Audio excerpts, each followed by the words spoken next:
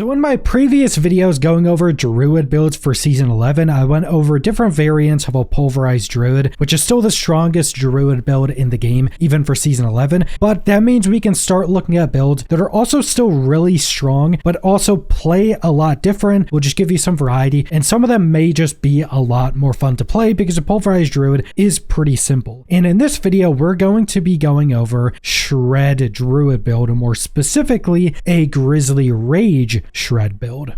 And this Shred Druid build is actually just really fun to play. It plays very differently from pretty much any other Druid build. And one of the best parts about it is that Shred is a 3-part attack ability, and every part of the attack is a dash. So the movement you can get out of this build once you get used to using it is just so fun to play around with. But we can start off with our uniques and our mythics. So for our mythics, we're using 3. We're using Air Perdition. The stats on it are super good. And then the multiplicative damage increase is incredible, which is the main reason we're using it. Shroud of False Death +1 to all passives is crazy, but then you get the +2 all stats, which helps get the secondary nodes for all of the rare nodes in your Paragon boards. But again, the primary reason we're using this is just stat increases. We don't even really care about the special effect of this that much. And then finally, we have Ring of Starless Sky. When you spend a primary resource, it reduces the cost of your abilities and increases their damage, and these stats on this are also pretty good. And then we're using one normal unique in the Waxing Gibbous, which killing an enemy with Shred grants stealth for 2 seconds. Breaking stealth with an attack grants guaranteed crits for up to 4 seconds. So pretty much anything you do is a guaranteed crit, which is going to be some big damage increases. And a lot of the stats on this weapon are also just really good in general, which is going to massively buff the overall damage you can do with this build. And that brings us into our skill tree, starting with 1 point into Mole. We are going to use this to stack up one of our passives, then 5 points into Shredder, main damaging ability.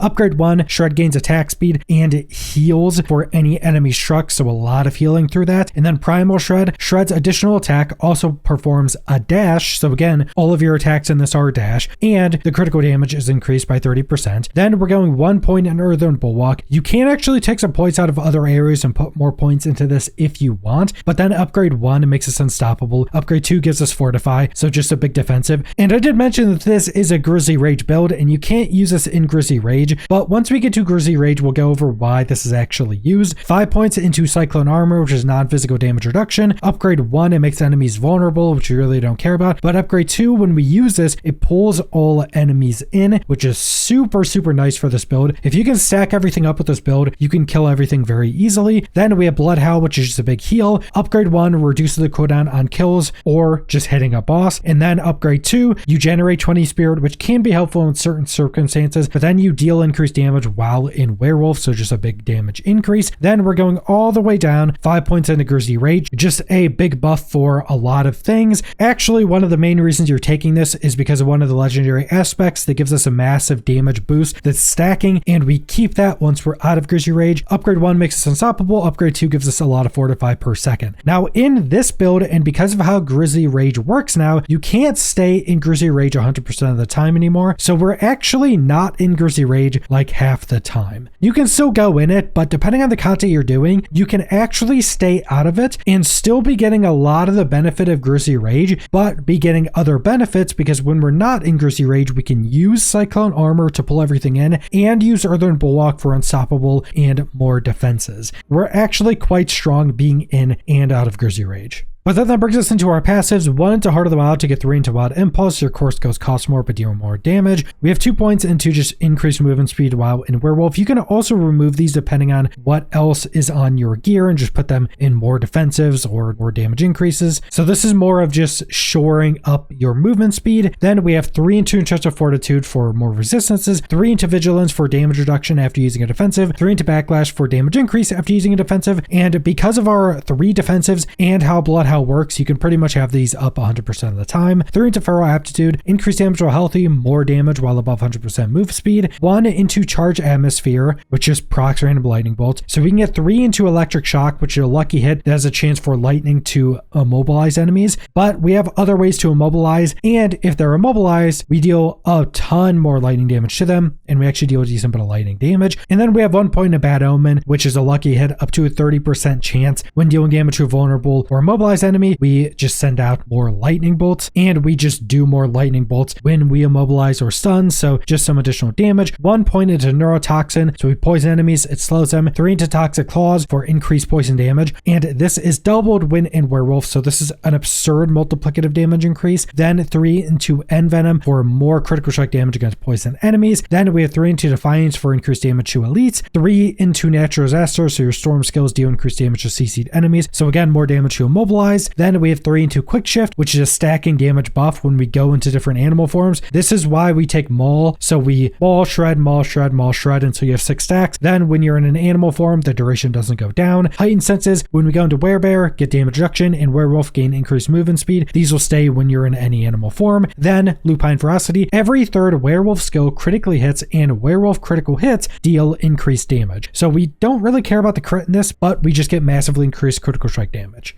But then that brings us into our Paragon boards. On the first board, we're taking a Headhunter, which is bonus to normal nodes within range. The secondary is increased damage to elites. The legendary is increased damage. The first board we're taking is Lust for Carnage. Critical strikes with werewolf skills restore 2 spirit, which can actually be good for this build, and deal massive increased damage. The glyph we're taking is Fang and Claw, bonus to magic nodes. Then the secondary is you deal more damage to close enemies around werewolf, which is just all the time. The legendary is increased shapeshift damage. We're going over to the right, Heightened Malice. When a poison enemy is near you, deal increased damage to the stacks up for more enemies. Then we have Keeper, a bonus to rare nodes within range. The secondary is you deal increased non-physical damage. The legendary is increased non-physical damage. Then we're going up, we're taking Constricting Tendrils, another damage increase to poison enemies, and then a proc to just poison enemies for more damage. The glyph we're taking is Spirit, increased critical strike damage. The secondary, when you crit enemies, they take increased damage from you stacking up. Then the legendary is increased critical strike damage. Then the final board is Ancestral Guidance. After spending 75 Spirit, deal increased damage, which will be pretty much all the time. The glyph we're taking is Dominate for increased overpower damage. When you overpower an enemy, they take increased damage from you, and the legendary is just increased overpower damage. Then we have our Spirit boons, Wariness to take reduced damage from elites, Iron Feather for increased max life, Avian Wraith for increased critical strike damage, Energize, which is a lucky hit to restore pretty much all of our spirit. Now I don't actually know if you need this when you're super highly geared for most content. If you feel like you don't need this, you can go Calamity to extend the duration of your Grizzly Rage, but I just use it to make sure I always have spirit. Then we're taking Overload, which dealing damage with storm skills, lightning bolts, or dancing bolts applies poison. Now this poisoning effect is actually one of the reasons you take it, to make sure everything is always poisoned instantly, but then there's a lucky hit. Dealing poison damage has a chance to just deal more damage, so it's just additional damage, but you're primarily taking it just to poison enemies. And then for our mercenaries, I'm just using Subo right now. If you're not doing super high-end content, I would recommend Subo just because of his tracking. We go down and we take piercing arrows, and then we go down for opening fire, so you deal increased critical strike damage when enemies are hit by Subo's covering fire, but I primarily use him for Seeker, so he can track everything, you can see everything on your minimap. Now, if you're doing harder content and you're dying or you want more survivability, go right here. You can take one of the passives on the right side of his tree for increased resistances or armor. The reinforcement we're taking is Variana with Bloodthirst. When she uses it, we gain increased attack speed. Just put that on Shred or any of your abilities. And then finally, we have our seasonal powers. The top section, you're taking Essence of Lies, so you gain 4 to 5 per second. On the right section, Essence of Screams for increased resistances. The bottom section, Essence of Sin for increased armor. The left section, Essence of Pain, which you briefly gain max barrier after becoming injured on his 20-second cooldown. But then that brings us into our gear, starting with our gems and our runes. In one armor piece, you're using 2 willpower gems, and then in your 2 other armor pieces, you're having your rune sets. So the first one is going to be cast a non-channel core skill and invoke the Spiritborn's Vortex skill, primarily to pull everything in. Another way to pull things in is super good for this build, but if you need to be more tanky, you can use a combination, cast a non-channel core skill or some other generator, and then you use Earthen Bulwark for the Druid, which again will do the same thing as your Earthen Bulwark, so it'll give you all the same buffs, and that's just a bunch of additional survivability. The other set is going to be cast 2 mobility or macabre skills. You need to do this 3 times for us, and your next attack will cause your hits to be guaranteed crits, which you don't really care about. They also overpower for 0.35 seconds. This is super nice because we just add in a bunch of overpower, which will deal billions of damage. And then for our weapons, since we're using a one-hander and offhand, you want critical strike damage. Then in your jewelry, you want a mix of either diamonds or skulls. Skulls for physical resistance, resistance, and diamonds for just resist all. And this is just going to be nice to make sure you have a lot more defenses. Either one is really going to be fine. And we already went over our mythics and uniques. So for our legendary aspects on our necklace, critical strikes while Grizzly Rage is active increases your damage by 3% up to 180% depending on your roll for 60 seconds. So this stays active while you're not in Grizzly Rage, which is one of the big reasons we use Grizzly Rage, because it's just an absurd damage increase at all times. And then for our two other offensive aspects, you have Shred deals increased damage, and Shred has a 35% chance to land an additional strike up to 4 times. So it's basically just increased Shred damage, and anytime you Shred, it has a chance to just do a bunch of additional shreds to deal a ton of additional damage. Then our final legendary aspect, critical strikes with Shred, deal up to 60% of the damage dealt as lightning damage to the target and surrounding enemies. So this is a really good AoE, and that's why you pull everything together, because you pull everything together, we basically have guaranteed crits at all times. So we crit, and it can hit multiple things. This hits everything, a bunch of things crit, and it just absolutely destroys everything. You'll see once you pull a bunch of stuff together, it just all gets destroyed super quickly. Then on our legs, we have Shred. It gains a 4th dash attack that hits all surrounding enemies. It deals massively increased damage and knocks down enemies for 2 seconds. So everything's just super good. More attacks, more damage, and now a knockdown for a CC. Then on our boots, Grizzly Rage is now a werewolf skill and shapeshifts you into Dire Werewolf. You instead gain movement speed and spirit cost reduction, and kills heal you, but this is primarily so we can actually use everything so the build works correctly. And then on our offhand, we have Rabid Beast. So deal increased poison damage, and while shapeshift, your direct damage is converted into poison damage. So now pretty much all of our damage is converted to poison. So we just have tons of additional scaling, and we just deal massively increased damage because of that.